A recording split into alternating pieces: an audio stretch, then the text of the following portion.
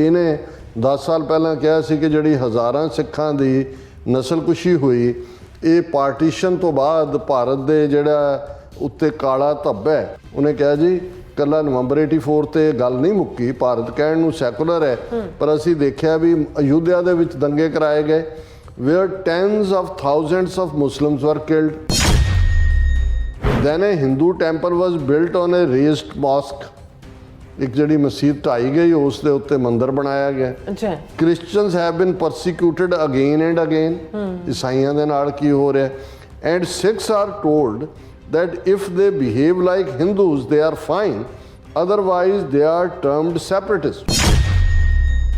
मैं जदों अमृतसर गया पहला दुनिया दे सब तो खूबसूरत थावां तो और सब तो पीसफुल जिथे इन्ना मेरा अंदर जिहड़ा वो ठंड पै गई मेरे but of course it is important that we acknowledge what happened there and how wrong it was. जे इन्ना ही तुहानूं लगदा है भी बहुत गलत होया तुसीं जिहड़ियां ਡੀਕਲਾਸੀਫਾਈ ਕੀਤੀਆਂ ਸੀ फाइल्स मार्गरेट थैचर दियां कि उन्हें किवें फरवरी 1984 इंदिरा गांधी की चिट्ठी के जवाब च अपने दो जिहड़े MI6 के ऑफिशियल भेजे जिन्होंने रेकी की उन्होंने फिर वापस क्लासीफाई करता गया। यूके का सिटीजन जग्गी जौल 6 साल तो इंडिया की कस्टडी से कोई चार्जिज नहीं कोई कुछ नहीं की होया होया हुकूमत नूं। व्यापारी ग्रीडी लोग मणिपुर तो क्रिश्चन मारे जा रहे हैं, पंजाब तो सिख मारे गए, अयोध्या या गुजरात मुसलमान पर इन्हों का उन्होंने भी कोई नहीं। वो कह रहे कि जी ये जड़ा ने मैं देखी है रिपोर्ट बहुत जी है वो फिगर पाने वाली है। Sometimes it is communal tribal और ethnic but in many cases there is a clear religious part of it. We should be clear about that.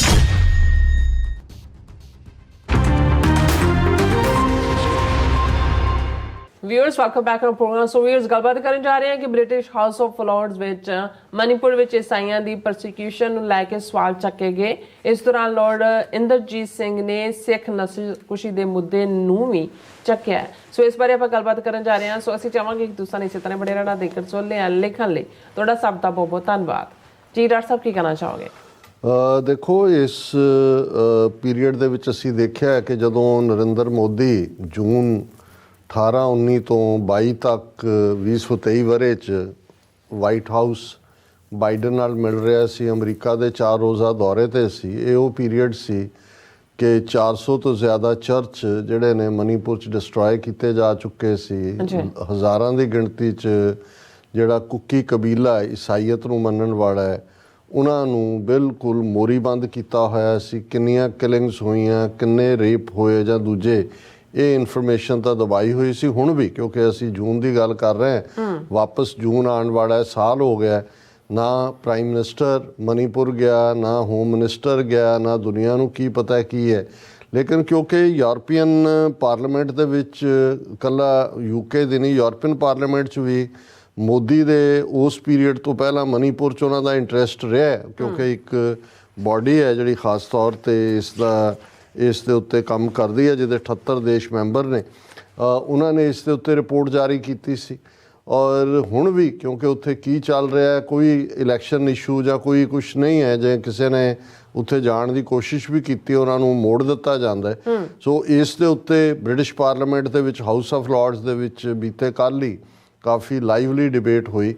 पर उहदी गल करन तो पहलां असीं ये भी दस दईए कि जिहड़ियां अचीवमेंट्स साडियां इंटरनेशनल लैवल ते सिख डायस्पोरा दे एफर्ट नाल हो रही ने। उन्हां दे विच खास तौर ते 5 आइज़ कंट्रीज़ उन्हां दियां खास तौर ते फैडरल लैवल दियां एजेंसियां जिहड़ी ट्रांसनैशनल रिप्रैशन दे मुद्दे ते भी और फॉरन इंटरफेरेंस जिहड़ी मुल्कां दी है उस दे उत्ते उन्होंने काफ़ी जिहड़ा वो अलर्टनेस दिखाई है। वो सिख नुमाइंदियां दे नाल वक्-वक् लैवल दे उत्ते मिल रहे हैं।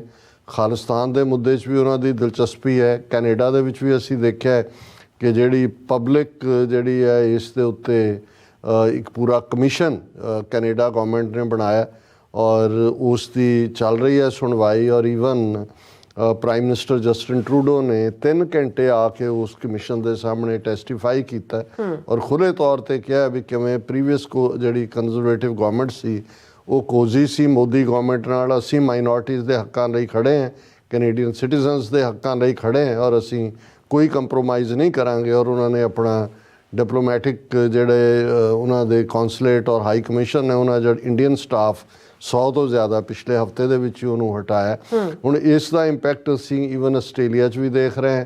ਆਸਟ੍ਰੇਲੀਆ 'ਚ ਵੀ ਬੀਤੇ ਕੱਲ੍ਹ ਇੱਕ ਹਾਈ ਲੈਵਲ ਸਿੱਖ ਡੈਲੀਗੇਸ਼ਨ ਜਿਨ੍ਹਾਂ ਨੇ ਪੂਰੀ ਆਲਮੋਸਟ 2.5 ਘੰਟੇ ਦੀ ਆਪਣੀ ਪ੍ਰੈਜੈਂਟੇਸ਼ਨ ਜਿਸ ਦੇ ਵਿੱਚ ਉਹਨਾਂ ਦੇ ਜਿਹੜੀਆਂ ਅੱਡ-ਅੱਡ ਏਜੰਸੀਆਂ ਦੇ ਲੋਕ ਸ਼ਾਮਲ ਸੀ ਉਸ 'ਚ ਉਹਨਾਂ ਨੇ ਦੱਸਿਆ ਕਿ ਵੀ ਆਸਟ੍ਰੇਲੀਆ ਦੇ ਮਾਮਲੇ 'ਚ ਵੀ ਕਿਵੇਂ ਜਿਹੜੀ ਹੈ ਉਹ ਇੰਟਰਫੀਅਰੈਂਸ ਹੈ ਇੰਡੀਅਨ ਸਿਸਟਮ ਦੀ, ਕਿਵੇਂ ਮੰਦਰਾਂ 'ਚ ਇਹਨਾਂ ਨੇ ਖੁਦ ਹੀ ਜਿਹੜਾ ਉਹ ਗ੍ਰੈਫਿਟੀ ਔਰ ਦੂਜੀ ਲਿਖ ਕੇ ਉਹਨੂੰ ਵੈਂਡਲਾਈਜੇਸ਼ਨ ਦਾ ਨਾਂ ਦਿੱਤਾ, ਕਿਵੇਂ ਉਹਨਾਂ ਨੇ ਉੱਥੇ ਪ੍ਰਭਾਵਿਤ ਹੋ ਕੇ ਕਰਕੇ ਖਾਲਿਸਤਾਨ ਰੈਫਰੈਂਡਮ ਨੂੰ ਡਿਲੇ ਕੀਤਾ, ਕਿਵੇਂ ਉਹਨਾਂ ਦੇ ਹੂਲੀਗਨਸ ਜਿਹੜੇ ਨੇ ਉਹ ਅੱਡ-ਅੱਡ ਜਿਹੜੇ ਨੇ ਉਹ ਸਿੱਖ ਫੰਕਸ਼ਨਸ ਭਾਵੇਂ ਉਹ ਫਾਰਮਰਸ ਮੂਵਮੈਂਟ ਤੋਂ ਲੈ ਕੇ।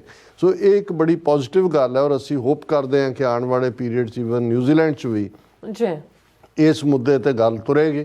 ਸੋ ਅਸੀਂ ਸਮਝਦੇ ਹਾਂ ਵੀ ਅਸੀਂ ਐਪਰੀਸ਼ੀਏਟ ਕਰਦੇ ਹਾਂ ਉਹਨਾਂ ਸਾਰੇ ਸਿੱਖ ਨੁਮਾਇੰਦਿਆਂ ਨੂੰ ਜਿਹੜੇ ਮਿਹਨਤ ਕਰਦੇ ਨੇ, ਰਾਤਾਂ ਜਾਗਦੇ ਨੇ ਔਰ ਈਵਨ ਇਸ ਸਾਰੀ ਆਸਟ੍ਰੇਲੀਆ ਵਾਲੀ ਗੱਲਬਾਤ ਦੇ ਲਈ ਵੀ ਕਿੰਨੀ ਮਿਹਨਤ ਔਰ ਜਦੋਂ ਤੁਸੀਂ ਇੱਕ ਪ੍ਰੈਜੈਂਟੇਸ਼ਨ ਤਿਆਰ ਕਰਨੀ ਹੈ ਉਹਦੇ ਲਈ ਕਿੰਨੀਆਂ ਜਿਹੜੇ ਨੇ ਉਹ ਰਾਤਾਂ ਝਾਗਣ ਵਾਲੀ ਗੱਲ ਹੁੰਦੀ ਹੈ। ਇਹ ਸਾਰੇ ਦਾ ਔਰ ਇਸ ਦੇ ਉੱਤੇ ਅਸੀਂ ਜਿਹੜਾ ਹੈ ਜੋ ਕਿਉਂਕਿ ਬਹੁਤ ਸਾਰੀਆਂ ਇਹਨਾਂ ਮੀਟਿੰਗਸ ਦੀ ਕਾਰਵਾਈ ਆਫ ਕੈਮਰਾ ਹੁੰਦੀ ਹੈ ਪਰ ਅਸੀਂ ਇਹ ਦੱਸਣਾ ਚਾਹੁੰਦੇ ਹਾਂ ਵੀ ਕੰਮ ਇੱਕ ਲੈਵਲ ਤੇ ਨਹੀਂ ਹੋ ਰਿਹਾ, ਮਲਟੀਪਲ ਲੈਵਲਸ ਤੇ ਹੋ ਰਿਹਾ ਔਰ ਜਿੱਥੇ ਜਿੱਥੇ ਵੀ ਹੈ। ਔਰ ਇਹ ਜਿਹੜਾ ਸਿੱਖ ਡਾਇਸਪੋਰਾ ਦਾ ਰੋਲ ਹੈ ਔਰ ਖਾਸ ਤੌਰ ਤੇ ਲੌਬਿੰਗ ਔਰ ਵਿਦਨ ਜਿਹੜੀਆਂ ਲਾ ਐਨਫੋਰਸਮੈਂਟ ਏਜੰਸੀਜ਼ ਹੀ ਨਹੀਂ ਜਿਹੜੀਆਂ ਇਹਨਾਂ ਦੀਆਂ ਪਾਲਿਸੀ ਮੇਕਿੰਗ ਏਜੰਸੀਜ਼ ਵੀ ਨੇ ਉਹਨਾਂ ਦੀ ਜੇ ਸਿੱਖਾਂ 'ਚ ਦਿਲਚਸਪੀ ਹੁੰਦੀ ਹੈ ਤੇ ਅਲਟੀਮੇਟਲੀ ਇਹ 5 ਆਈਜ਼ ਕੰਟਰੀਜ਼ ਹੀ ਨੇ ਜਿਨ੍ਹਾਂ ਨੇ ਖਾਲਿਸਤਾਨ ਦੀ ਕਾਇਮੀ ਦੇ ਲਈ ਸੈਂਟਰਲ ਰੋਲ ਅਦਾ ਕਰਨਾ। ਔਰ ਲੱਕੀਲੀ ਇਹ ਵੀ ਅਕਾਲ ਪੁਰਖ ਦੇ ਆਪਣੇ ਹੁਕਮ 'ਚ ਹੁੰਦਾ। ਹਾਲਾਂ ਦੇਸ਼ ਚਾਲ ਕਦੋਂ ਹੁੰਦੀ ਹੈ ਇਹ ਅਕਾਲ ਪੁਰਖ ਚਾਹੁੰਦਾ, ਲੇਕਿਨ ਜਿਹੜੀ ਸਿੱਖ ਡਾਇਸਪੋਰਾ ਦੀ ਆਲਮੋਸਟ 70% ਪਾਪੂਲੇਸ਼ਨ ਹੈ ਉਹ ਇਹਨਾਂ 5 ਆਈਜ਼ ਕੰਟਰੀਜ਼ ਦੇ ਵਿੱਚ ਹੀ ਆ ਕੇ ਬੈਠੀ ਹੈ, ਅਮਰੀਕਾ, ਕੈਨੇਡਾ, UK, ਆਸਟ੍ਰੇਲੀਆ ਔਰ ਨਿਊਜ਼ੀਲੈਂਡ। ਔਰ ਇਹੀ 5 ਆਈਜ਼ ਕੰਟਰੀਜ਼ ਨੇ ਜਿਨ੍ਹਾਂ ਦਾ ਡੈਮੋਕ੍ਰੈਟਿਕ ਸਿਸਟਮ ਸਿੱਖ ਵੈਲਿਊਜ਼ ਦੇ ਪੈਰਲਲ ਰਨ ਕਰਦਾ ਹੈ। ਇਹ ਵੀ ਸਾਡੇ ਲਈ ਇੱਕ ਖੁਸ਼ੀ ਦੀ ਗੱਲ ਹੈ। ਔਰ ਇਸ ਦੇ ਵਿੱਚ ਹਾਲਾਂ ਕੈਨੇਡਾ ਦੇ ਵਿੱਚ ਤਾਂ ਸਿੱਖ 19ਵੀਂ ਸਦੀ ਦੇ ਅਖੀਰ 'ਚ ਆਏ। ਮੈਂ ਉਹ ਆਸਟ੍ਰੇਲੀਅਨ ਨੌਜਵਾਨਾਂ ਦੀ ਪ੍ਰੈਜੈਂਟੇਸ਼ਨ ਦੇਖ ਰਿਹਾ ਸੀ 185 ਸਾਲ ਪਹਿਲਾਂ ਈਵਨ 1830-31 ਦੇ ਵਿੱਚ ਪਹਿਲੇ ਸਿੱਖ ਆਸਟ੍ਰੇਲੀਆ ਦੇ ਵਿੱਚ ਆਏ ਔਰ ਉਹਨਾਂ ਦੇ ਆਪਣਾ ਜਿਹੜਾ ਉਹਨਾਂ ਨੇ ਹੈਰੀਟੇਜ ਨੂੰ ਔਰ ਦੂਸਰਾ ਸੰਭਾਲਿਆ ਹੋਇਆ ਔਰ ਉਹਨਾਂ ਜ਼ਮਾਨਿਆਂ 'ਚ ਕਿਵੇਂ ਉਹ ਜਿਹੜਾ ਘੋੜਿਆਂ ਦੇ ਪਿੱਛੇ ਘੋੜਾ ਗੱਡੀ ਦੇ ਉੱਤੇ ਵਿਚਾਰੇ ਪਿੰਡਾਂ 'ਚ ਫਿਰ ਕੇ ਜਿਹੜਾ ਡੇਲੀ ਨੀਡਸ ਦੀਆਂ ਚੀਜ਼ਾਂ ਵੇਚਦੇ ਸੀ ਔਰ ਕਿਵੇਂ ਆਪਣੇ ਪਰਿਵਾਰਾਂ ਤੋਂ ਦੂਰ। ਪਰ ਉਹਨਾਂ ਦਾ ਰੈਪੂਟੇਸ਼ਨ ਉਹਨਾਂ ਦੀਆਂ ਜਨਰੇਸ਼ਨਾਂ ਜੇ ਤੁਸੀਂ 180 ਸਾਲ ਪਹਿਲਾਂ ਦੇ ਹੈਰੀਟੇਜ ਦੀ ਗੱਲ ਕਰਦੇ ਹੋ ਛੋਟੀ ਗੱਲ ਨਹੀਂ। ਤੇ ਅੱਜ ਉਹਨਾਂ ਦੇ ਡਿਸੈਂਡੈਂਟ ਔਰ ਖਾਸ ਤੌਰ ਤੇ ਜਿਹੜੀ ਵੱਡੀ ਮਾਈਗ੍ਰੇਸ਼ਨ ਹੁਣ ਸਟੂਡੈਂਟਸ ਦੀ ਹੋ ਰਹੀ ਹੈ ਉਹ ਇਸ ਹੱਦ ਤੱਕ ਪਹੁੰਚੇ ਨੇ ਕਿ ਉਹ ਬਰਾਬਰ ਉਹਨਾਂ ਦੇ ਜਿਹੜੀਆਂ ਏਜੰਸੀਜ਼ ਔਰ ਲਾ ਐਨਫੋਰਸਮੈਂਟ ਔਰ ਪਾਲਿਸੀ ਮੇਕਰਸ ਦੇ ਨਾਲ 1-to-1 ਗੁਫ਼ਤਗੂ ਕਰਦੇ ਨੇ ਔਰ ਉਸ ਲੈਵਲ ਦੇ ਉੱਤੇ ਇਹ ਔਰ ਉਹ ਕੌਮ ਜਿਹਨੂੰ ਨੇਸਤੋ ਨਾਬੂਦ ਕਰਨ ਲਈ ਇਹਨਾਂ 4 ਸਦੀਆਂ ਦੇ ਵਿੱਚ 4 ਪਾਵਰਫੁਲ ਰਜੀਮਸ ਜਿਹੜੇ ਨੇ ਉਹ ਪੱਬਾਂ ਭਾਰ ਹੋਏ ਹੋਣ ਇਹ ਛੋਟਾ ਇਹੀ ਕ੍ਰਿਸ਼ਮਾ ਹੈ। ਇਸ ਤੋਂ ਵੱਡਾ ਹੋਰ ਕੀ ਕ੍ਰਿਸ਼ਮਾ ਹੋ ਸਕਦਾ। ਸੋ ਇਸ ਸਾਰੇ ਦੇ ਚੱਲਦਿਆਂ ਈਵਨ ਅਮਰੀਕਾ ਦੇ ਵਿੱਚ ਵੀ ਕੱਲ੍ਹ ਇੱਕ ਵੱਡਾ ਮਾਰਕਾ ਹੋਰ ਅਰੀਜ਼ੋਨਾ ਜਦੋਂ ਬਹੁਤ ਵਾਰ ਕੁਝ ਸਟੇਟਾਂ ਅਮਰੀਕਾ ਦੀਆਂ ਜਦੋਂ ਮੈਂ 80s ਦੇ ਵਿੱਚ ਆਇਆ ਤੇ ਜਿਨ੍ਹਾਂ ਬਾਰੇ ਕਦੇ ਸੋਚਿਆ ਨਹੀਂ ਸੀ ਜਾ ਸਕਦਾ ਕਿ ਕਦੇ ਉੱਥੇ ਵੀ ਜਾ ਕੇ ਸਿੱਖ ਰਹਿਣਗੇ ਕਿਉਂਕਿ ਐਕਸਟ੍ਰੀਮ ਜਿਨ੍ਹਾਂ ਨੂੰ ਰੈਡਨੈਕ ਸਟੇਟਸ ਕਹਿੰਦੇ ਨੇ ਫਿਰ ਉਹਨਾਂ ਦੇ ਕਲਾਈਮੇਟ ਕੋਈ ਕਾਰੋਬਾਰੀ ਸਿਲਸਿਲਾ ਨਹੀਂ ਜਾਂ ਦੂਜਾ ਉਹਨਾਂ ਦੇ ਵਿਚਾਰ ਕੈਂਸਸ ਵੀ ਸੀ, ਓਕਲਹੋਮਾ ਵੀ ਸੀ, ਅਰੀਜ਼ੋਨਾ ਵੀ ਸੀ। ਅਰੀਜ਼ੋਨਾ ਯਾਦ ਕਰਦੇ ਆ ਤੁਹਾਨੂੰ ਸਹਾਰਾ ਡੈਜ਼ਰਟ ਯਾਦ ਆ ਜਾਂਦਾ ਜਾਂ ਰਾਜਸਥਾਨ ਬੀਕਾਨੇਰ ਯਾਦ ਆ ਜਾਂਦਾ। ਔਰ ਉਹਦੇ 'ਚ ਜੇ ਅਮਰੀਕਾ ਦੇ ਵਿੱਚ 9/11 ਤੋਂ ਬਾਅਦ ਪਹਿਲੀ ਕਿਲਿੰਗ ਵੀ ਹੋਈ ਹੇਟ ਕ੍ਰਾਈਮ ਜਿਹੜਾ ਜਸਪਾਲ ਸਿੰਘ ਦਾ ਤੇ ਉਹ ਮੈਸਾ ਅਰੀਜ਼ੋਨਾ ਦੇ ਵਿੱਚ ਹੀ ਹੋਇਆ। ਔਰ ਮੈਂ ਉਹਦੇ ਲਾਸਟ ਅੰਤਮ ਅਰਦਾਸ ਵੇਲੇ ਜਿਹੜਾ ਫੰਕਸ਼ਨ ਅਰੀਜ਼ੋਨਾ ਉਹਨਾਂ ਦੇ ਸਟੇਟ ਉਹਨਾਂ ਦੇ ਡਿਪਾਰਟਮੈਂਟ ਵੱਲੋਂ ਆਰਗੇਨਾਈਜ਼, ਉਹਦੇ 'ਚ ਵੀ ਮੈਂ ਸ਼ਿਰਕਤ ਕੀਤੀ ਸੀ। ਪਰ ਮੈਨੂੰ ਖੁਸ਼ੀ ਹੋਈ ਕਿ ਇਸ ਵੇਲੇ ਅਰੀਜ਼ੋਨਾ ਦੇ ਵਿੱਚ ਨਾ ਸਿਰਫ ਸਾਡੇ ਸਿੰਘਾਂ ਦੀ ਵੱਡੀ ਗਿਣਤੀ ਕਾਰੋਬਾਰੀ ਫੀਨਿਕਸ ਤੋਂ ਲੈ ਕੇ ਦੂਰ ਤੱਕ ਫੈਲੇ ਨੇ, ਉਹਨਾਂ ਨੇ ਆਪਣੀ ਪਹੁੰਚ ਲਾਅ ਮੇਕਰਸ ਤੱਕ ਵੀ ਬਣਾਈ ਹੈ। ਔਰ ਨਤੀਜੇ ਦੇ ਤੌਰ ਤੇ ਬੀਤੇ ਕੱਲ੍ਹ ਅਰੀਜ਼ੋਨਾ ਦੀ ਅਸੈਂਬਲੀ ਦੇ ਵਿੱਚ ਅਸੈਂਬਲੀਮੈਨ ਕੈਨ ਬੈਨੇਟ ਨੇ ਇੱਕ ਪ੍ਰੋਕਲੇਮੇਸ਼ਨ ਲਿਆਂਦੀ ਹੈ, ਜਿਹਦੇ 'ਚ ਸਿੱਖ ਜੈਨੋਸਾਈਡ ਨੂੰ ਰੈਕਗਨਾਈਜ਼ ਕੀਤਾ ਗਿਆ ਹੈ। ਮਨੀਪੁਰ ਦੇ ਵਿੱਚ ਕ੍ਰਿਸਚਨ ਪਰਸੀਕਿਊਸ਼ਨ ਦੀ ਗੱਲ ਵੀ ਹੋਈ ਹੈ, ਪਰ ਕਿਉਂਕਿ ਮੇਰੇ ਕੋਲ ਅੱਜ ਤੱਕ ਵੀ ਮੈਨੂੰ ਉਹਦੀ ਓਰੀਜਨਲ ਕਾਪੀ ਨਹੀਂ ਮਿਲ ਸਕੀ, ਜੇ ਕੱਲ੍ਹ ਮਿਲਦੀ ਹੈ ਤੇ ਉਹਨੂੰ ਮੈਂ ਪ੍ਰੋਕਲੇਮੇਸ਼ਨ ਨੂੰ ਪੁਆਇੰਟ ਬਾਈ ਪੁਆਇੰਟ ਡਿਸਕਸ ਕਰਾਂਗਾ। ਔਰ ਇਹ ਜਦੋਂ ਉਹਨਾਂ ਦਾ ਅਸੈਂਬਲੀ ਦੇ ਵਿੱਚ ਇਹ ਕੈਨ ਬੈਨੇਟ ਨੇ ਪੇਸ਼ ਕੀਤਾ, ਉਹਦੇ 'ਚ ਜਿਹੜੇ ਐਕਸ ਕਾਂਗਰਸਮੈਨ ਨੇ ਔਰ ਹੁਣ ਰਨ ਕਰ ਰਹੇ ਨੇ ਕਾਂਗਰਸ ਦੇ ਲਈ, ਉਹ ਵੀ ਮੌਜੂਦ ਸਨ, ਮਿਸਟਰ ਟ੍ਰੈਂਟ ਫਰੈਂਕਸ। ਔਰ ਇਸ ਮੌਕੇ ਦੇ ਉੱਤੇ ਡਾਕਟਰ ਇਕਦਾਰ ਕਰਾਮਤ ਚੀਮਾ ਜਿਹੜੇ ਸਟਾਕਟਨ ਦੇ ਸਮਾਗਮ 'ਚ ਆਏ ਸੀ, ਉਹ ਵੀ ਸਟੇਟ ਅਸੈਂਬਲੀ 'ਚ ਸਨ। ਡਾਕਟਰ ਪ੍ਰਿਤਪਾਲ ਸਿੰਘ ਜਿਹੜੇ ਸਿੱਖ ਕਾਕਸ ਕਮੇਟੀ ਦੇ ਕੋਆਰਡੀਨੇਟਰ ਨੇ, ਔਰ ਖ਼ਾਸ ਤੌਰ 'ਤੇ ਉੱਥੋਂ ਦੀ ਜਿਹੜੀ ਬੜੀ ਨਾਮਵਰ ਸ਼ਖਸੀਅਤ ਜਿਨ੍ਹਾਂ ਦੇ ਪਰਮਿੰਦਰ ਸਿੰਘ ਮਾਂਗਟ, ਜਿਹੜੇ ਇੱਕ ਸਿੱਖ ਐਕਟਿਵਿਸਟ ਵੀ ਰਹੇ ਕਿਸੇ ਜ਼ਮਾਨੇ 'ਚ, ਅੱਜ ਰੱਬ ਨੇ ਉਹਨਾਂ ਨੂੰ ਜਿਹੜਾ ਉਹ ਧਨਾਢ ਬਣਾਇਆ ਔਰ ਉਹ ਆਪਣਾ ਕਾਫੀ ਧਿਆਨ ਇਸ ਪਾਸੇ ਦੇ ਰਹੇ ਨੇ। ਉਹਨਾਂ ਨੇ ਇੱਕ ਵੱਡਾ ਸਟੇਡੀਅਮ ਵੀ ਉੱਥੇ, ਜਿਸ ਦੇ ਵਿੱਚ ਅੱਡ ਸਪੋਰਟਸ ਲਈ ਥਾਂ ਹੈ, ਜਿਸ ਦਾ ਨਾਂ ਸੰਤ ਜਰਨੈਲ ਸਿੰਘ ਖਾਲਸਾ ਪਿੰਡਾਂ ਵਾਲਿਆਂ ਦੇ ਨਾਂ 'ਤੇ ਰੱਖਿਆ ਜਾਣਾ, ਉਹ ਵੀ ਹੈ। ਔਰ ਸਤਲੁਜ ਟੀਵੀ ਦੇ ਸਰ ਸੁਰਿੰਦਰ ਸਿੰਘ ਟਾਕਿੰਗ ਪੰਜਾਬ, ਜਿਹੜੇ ਮਾਂਗੜ ਸਾਹਿਬ ਦੇ ਨਾਲ ਮਿਲ ਕੇ ਸਾਰਿਆਂ ਨੂੰ ਸਤਲੁਜ ਟੀਵੀ ਨੂੰ ਚਲਾਉਂਦੇ ਨੇ, ਸੋ ਇਹ ਸਾਰੇ ਮੌਜੂਦ ਸੀ। ਸੋ ਇਹ ਸਾਡੇ ਲਈ ਫਖਰ ਵਾਲੀ ਗੱਲ ਹੈ ਕਿ ਇਸ ਕਿਸਮ ਈਵਨ ਅਰੀਜ਼ੋਨਾ ਵਰਗੀ ਸਟੇਟ ਨੇ ਵੀ ਇਸ ਦੇ ਵਿੱਚ ਪਹਿਲ ਕਦਮੀ ਕੀਤੀ ਹੈ। ਔਰ ਹੁਣ ਅਸੀਂ ਮੁੜਦੇ ਹਾਂ ਯੂਕੇ ਵੱਲ। ਉਹਨਾਂ ਦੇ ਮੈਂ ਹਾਊਸ ਰੈਕਡ 'ਚੋਂ ਵੀ ਇਸ ਡਿਸਕਸ਼ਨ ਨੂੰ ਕੱਢਿਆ। ਇੰਡੀਆ ਫਰੀडम ਆਫ ਰਿਲੀਜਨ ਔਰ ਬਿਲੀਫ, ਵੋਲੀਅਮ 837, ਡਿਬੇਟਡ ਔਨ ਟਿਊਜ਼ਡੇ 16 ਅਪ੍ਰੈਲ 2024, ਪਰਸੋਂ ਇਹ ਡਿਬੇਟ ਹੋਈ ਹੈ।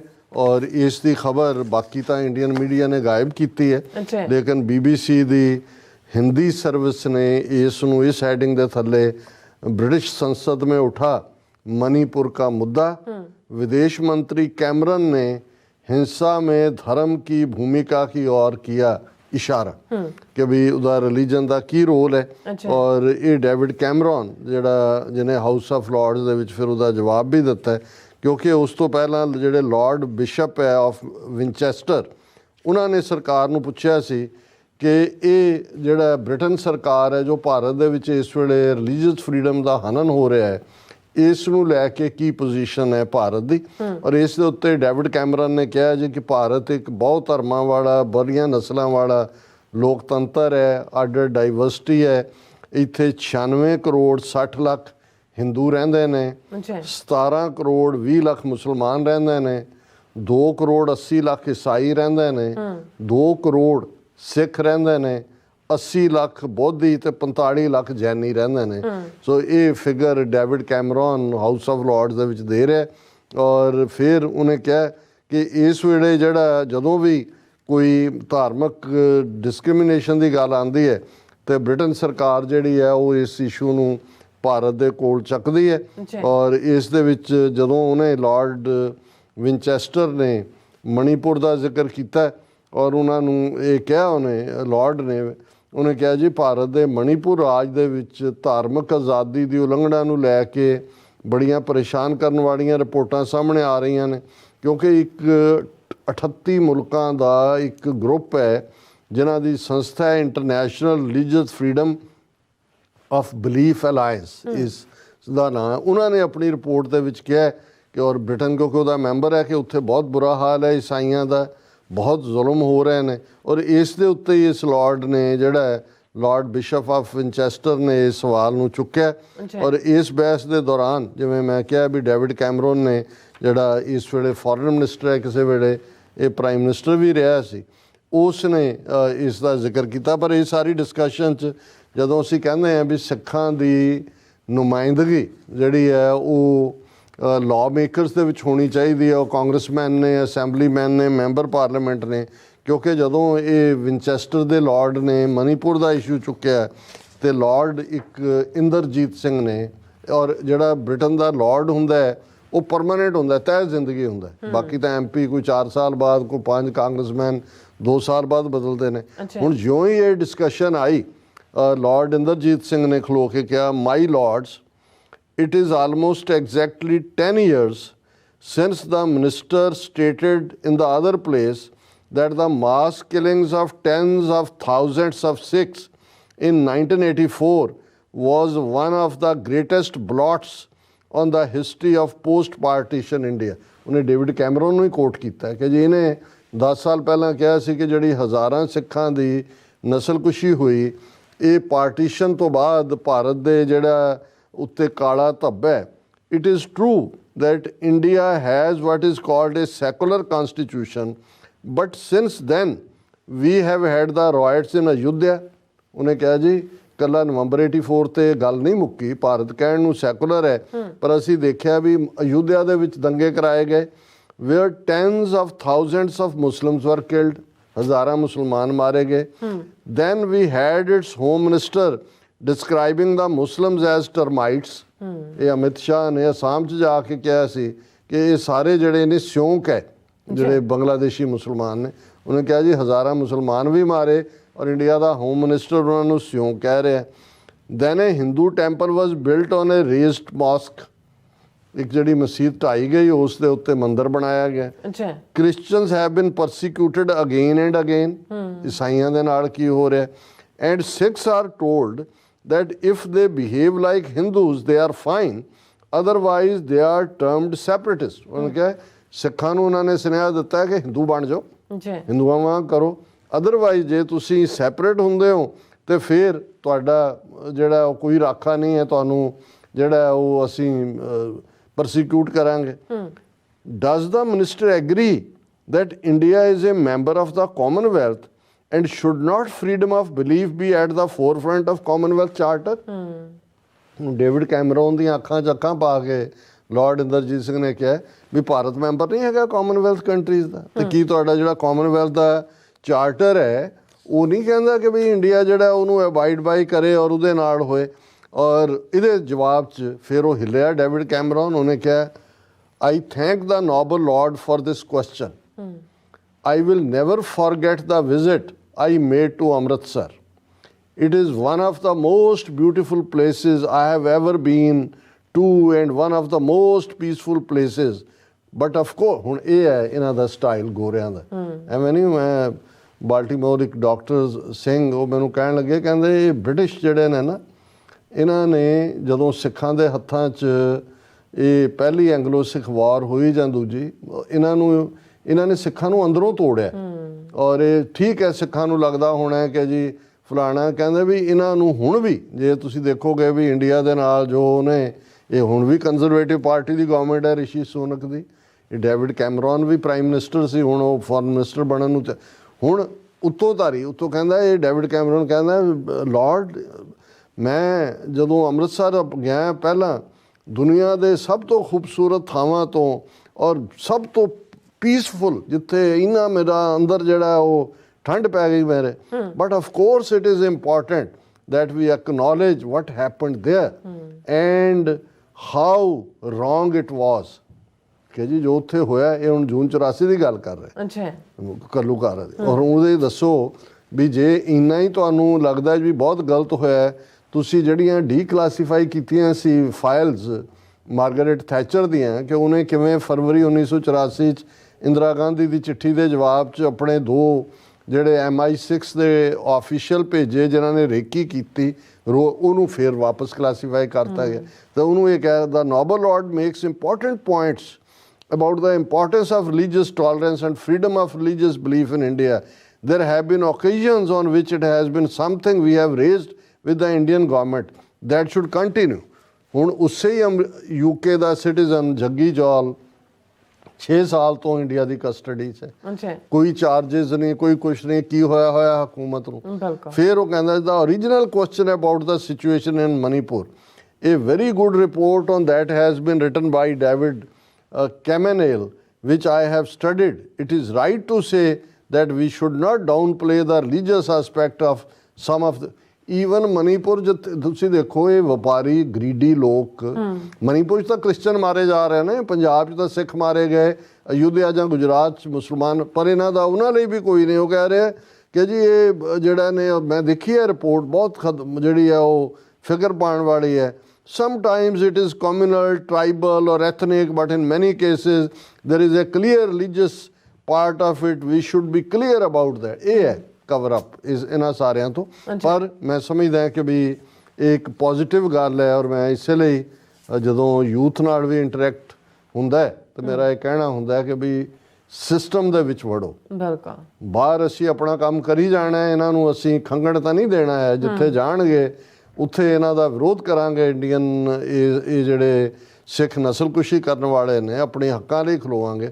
ਪਰ ਅਲਟੀਮੇਟਲੀ ਸਾਡੀ position lawmaker, opinion maker, decision maker ਹਰ ਥਾਂ ਦੇ ਉੱਤੇ ਸਾਡੀ ਨੁਮਾਇੰਦਗੀ ਹੋਣੀ ਚਾਹੀਦੀ। ਜੀ ਡਾਕਟਰ ਸਾਹਿਬ ਤੁਹਾਡਾ ਬਹੁਤ ਬਹੁਤ ਸ਼ੁਕਰੀਆ। ਸੋ ਇੱਥੇ ਲੈਣਾ ਬ੍ਰੇਕ। ਵਿਊਅਰਸ ਤੁਸੀਂ ਇਸੇ ਤਰ੍ਹਾਂ ਬੜੇ ਰਹਿਣਾ, ਮਿਲਦੇ ਹਾਂ ਛੋਟੇ ਜਿਹੇ ਵਕਫੇ ਤੋਂ ਬਾਅਦ।